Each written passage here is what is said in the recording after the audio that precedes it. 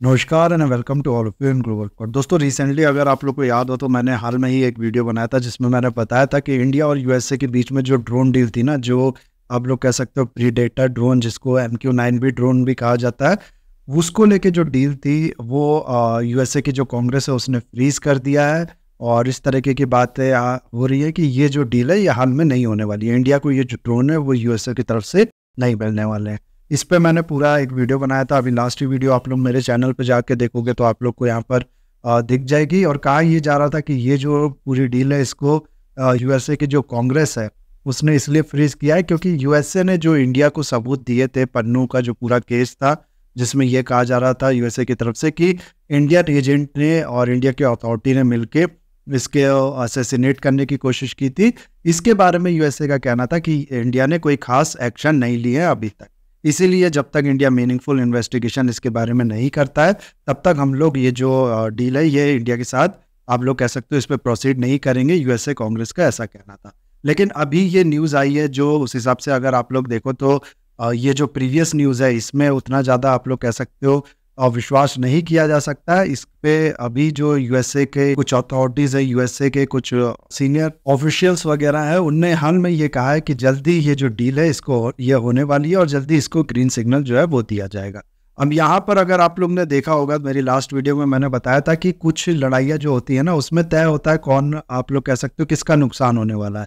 ये जो चीज़ है कि डिफेंस डील इंडिया और यूएसए करते हैं कि नहीं, ये अगर रुक जाता है, कोई भी वेपन्स को लेके जो डील है वो रुकती है इंडिया के साथ किसी भी कंट्री का, चाहे वो यूएसए हो, चाहे चाइना हो, रशिया हो। चाइना के साथ तो कोई है होगा भी नहीं, लेकिन कोई भी इस तरीके की जो डील है वो रुकती है तो इसमें नुकसान जो है वो दुनिया की कंट्री को होगा, इंडिया को नहीं होगा। क्योंकि मैंने पहले ही आप लोगों को बताया था कि इंडिया बहुत बड़ा इम्पोर्टर है वेपन्स का आज के टाइम पे भी। 2018 से लेकर 2022 तक सिप्री की एक रिपोर्ट है, इसमें अगर आप लोग देखो ना तो दुनिया भर में जितना भी आर्म्स का इंपोर्ट हुआ है उसमें से 11% अकेले इंडिया ने ही किया है। और ये सबसे ज़्यादा इंपोर्ट करने वाली कंट्री है, आप लोग इस चीज़ को जानते होंगे अभी तक। नाउ ये जो चीज़ है ना, ये जो सिचुएशन है उसको ऐसे समझो आप लोग, दुनिया भर की जो कंट्री है ना वो लाइन लगा के खड़ी है इंडिया के आगे कि काश इंडिया जो है वो हमसे वेपन खरीद ले, और एक दूसरी कंट्री का नुकसान कराने पे ये तुली हुई है कि कैसे भी किसी कंट्री के साथ जो डिफेंस डील है वो ना हो कि हमारे साथ हो जाए। दुनिया भर की कंट्री ये चाह रही है। ऐसे में कोई कंट्री यूएसए जैसी ये कहे कि हम लोग इंडिया के साथ डिफेंस डील नहीं करेंगे, इंडिया को अपने वेपन्स नहीं बेचेंगे, तो इसमें समझ पाना काफ़ी ज़्यादा मुश्किल नहीं है कि किसका नुकसान होगा। इसमें जाहिर सी बात है यूएसए का नुकसान होगा। इसीलिए मैंने आप लोग को बताया था, मैंने बोला भी था लास्ट वीडियो में कि ये चीज़ सुनना मेरे लिए काफ़ी ज़्यादा शॉकिंग है कि यूएसए ने इस तरीके का डिसीजन लिया। लेकिन क्योंकि अभी जैसा कि मैंने आप लोग को बताया, कहा यह गया है कि नहीं नहीं ऐसा कुछ भी नहीं हो रहा है, जल्दी ये जो डिसीजन है ये लिया जाएगा। और मेरे को जो समझ में आ रहा है ये मैं आप लोग को बताऊं ना तो एक तरीके का कंफ्यूजन है काफ़ी ज़्यादा, आप लोग कह सकते हो। जो जो यूएसए का कांग्रेस है उसका ये कहना है, उस पूरे कांग्रेस का नहीं, कुछ लोग आप लोग कह सकते हो उनका ये मानना है इंडिया के साथ ये जो डील है ये नहीं करनी चाहिए। खासकर से जो इंडियन ओरिजिन के यूएसए लॉ मेकर है उनका ये मानना है इंडिया के साथ ये डील नहीं करना चाहिए। और लेकिन यूएसए के जो ऑफिशियल्स है, और जाहिर सी बात है यूएसए के जो प्राइवेट लॉबी है, प्राइवेट कंपनीज की लॉबी, वो चाहेगी ये डील जो है वो हो इंडिया के साथ। तो अभी आप लोग कह सकते हो एक तरीके का आप लोग कह सकते हो कॉन्फ्लिक्ट ऑफ व्यू है। लेकिन जैसा अभी तक ये बताया जा रहा है कि ये जो डील है इसको थोड़ी देर के लिए हो सकता है इस पे आगे ना बढ़े, लेकिन अल्टीमेटली ये जो डील है इसको रोका नहीं गया, ये होएगी दोनों कंट्रीज के बीच में। और सिर्फ यही नहीं, अगर आप लोग देखो ना तो जो जेट इंजन को लेके जो डील थी जनरल इलेक्ट्रॉनिक्स के साथ इंडिया के HAL की, यानी कि हिंदुस्तान एरोनॉटिक्स लिमिटेड की, GE F414 जो इंजन था वो इंडिया इसमें खरीदने वाला था यूएसए से अपने लाइट वेट एयरक्राफ्ट के लिए। ये भी ऐसा बताया जा रहा है कि जो डील है ये भी राइट ट्रैक पे है, ये भी बहुत जल्दी आप लोग कह सकते हो प्रोसीड करेगी। तो ये चीज़ जो न्यूज़ है ये, इसका आइडिया हम लोग को पहले ही से था, मैंने पहले भी इसके इशारे दिए थे। यूएसए जो है वो इतनी बेवकूफ़ कंट्री नहीं है कि इंडिया के साथ ये कह दे कि हम लोग डिफेंस डील नहीं करेंगे।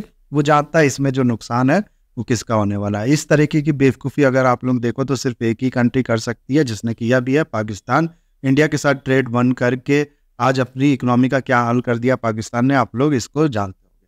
तो खैर जो न्यूज़ थी वो मैंने आप लोग को बताया। लेकिन अगर आप लोग देखो ना तो ये जो इंडिया पे आज के टाइम में इल्ज़ाम लग रहे हैं, जैसे पहले कनाडा ने लगाया, फिर यूएसए ने लगाया, फिर आप लोग कह सकते हो पाकिस्तान की तरफ से भी ये इल्ज़ाम लगाया गया, ये चीज़ इंडिया के लिए, इंडिया की इमेज के लिए आप लोग कह सकते हो बहुत ज़्यादा डैमेजिंग होने वाली है आने वाले टाइम में, मैं ऐसा कहूँगा। क्योंकि अगर आप लोग देखो ना, तो अब चाइना का भी इस पे सपोर्ट जो है वो पाकिस्तान को मिल चुका है। चाइना ने भी ये कहा है, चाइना का जो फॉरेन मिनिस्ट्री है उसके स्टेटमेंट आया, उसके स्पोक्स पर्सन का ये स्टेटमेंट आया है कि वो यानी चाइना जो है वो डबल स्टैंडर्ड के खिलाफ है। इस तरीके के डबल स्टैंडर्ड जो है इंडिया प्रैक्टिस कर रहा है, इसके खिलाफ है। इंडिया हमेशा चाइना को क्रिटिसाइज़ करता है यूनाइटेड नेशन में जो टेररिस्ट है उनको प्रोटेक्ट करने के लिए, और अब इंडिया ही ऐसा कर रहा है। तो ये चीज़ डबल स्टैंडर्ड है। चाइना ने आगे फिर आप लोग कह सकते हो मज़ा लेते हुए ये बात भी कह दी कि इस तरीके के डबल स्टैंडर्ड जो है वो किसी को भी के लिए भी बेनिफिशियल नहीं होने वाले, पूरे रीजन के लिए, सबके लिए नुकसान का ही आप लोग कह सकते हो एक कारण बनेंगे। इस तरीके की और भी बातें जो है वो चाइना के तरफ से की गई है। और ये चीज़ अगर आप लोग देखो ना, इतना बड़ा मैं कहूँगा कि इतना बेहुदा मजाक है, क्योंकि इंडिया जिसके लिए क्रिटिसाइज़ करता है चाइना को कि वो क्यों उनको यूनाइटेड नेशन में टेररिस्ट डिक्लेयर करने के अगेंस्ट में वेटो कर रहा है, वो सब बहुत ही ज़्यादा आप लोग कह सकते हो सीरियस टेररिस्ट होते हैं। उनके अगेंस्ट में इंडिया के पास सबूत भी होते हैं, इंडिया सबूत देता भी है, लेकिन सिर्फ पाकिस्तान की मदद करने के लिए चाइना ऐसा करता है। और इंडिया पे जो इल्ज़ाम लग भी रहे हैं, हालांकि सच है इल्ज़ाम, गलत है इल्ज़ाम, ये कुछ कहीं से भी कुछ भी डिसाइड नहीं होता अभी तक, और किसी भी की तरफ से ये कोई खास प्रूफ जो है वो नहीं दिए गए, सिवाय यूएसए की तरफ से। उस प्रूफ में भी कितना दम है हम लोग अभी तक इस चीज़ को नहीं जानते। लेकिन उसके बाद भी इंडिया पे जो इल्ज़ाम लग रहे हैं वो उन लोगों को मारने की कोशिश क्या पे लग रहे हैं जो कि ऑलरेडी कहीं ना कहीं टेररिस्ट डिक्लेयर्ड है। ज़्यादातर ये इंडिया में ही डिक्लेयर है, लेकिन ऑलरेडी अगर आप लोग देखो ना तो टेररिस्ट ये डिक्लेयर्ड है। इंडिया के अगेंस्ट में बात करते हैं, जो गुरपतवंत सिंह पन्नू है जिसके अगेंस्ट में, जिसके लिए यूएसए ने इंडिया के अगेंस्ट में इल्ज़ाम लगाया, इसके बारे में मैं आप लोग को बताऊं तो ये इंडियंस को मारने के लिए, इंडिया के पार्लियामेंट पे अटैक के लिए, इंडिया का जो एयर इंडिया की जो फ्लाइट है उस पर अटैक के लिए, सब पे के लिए धमकी दे चुका है इंडिया को।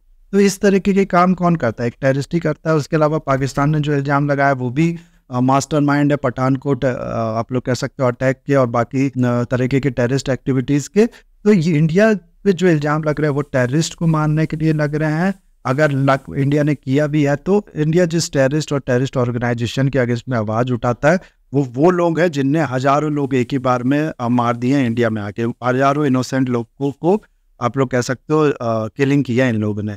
चाहे मुंबई अटैक हो गया, चाहे पठानकोट अटैक हो गया, इस तरीके के कई टेररिस्ट अटैक।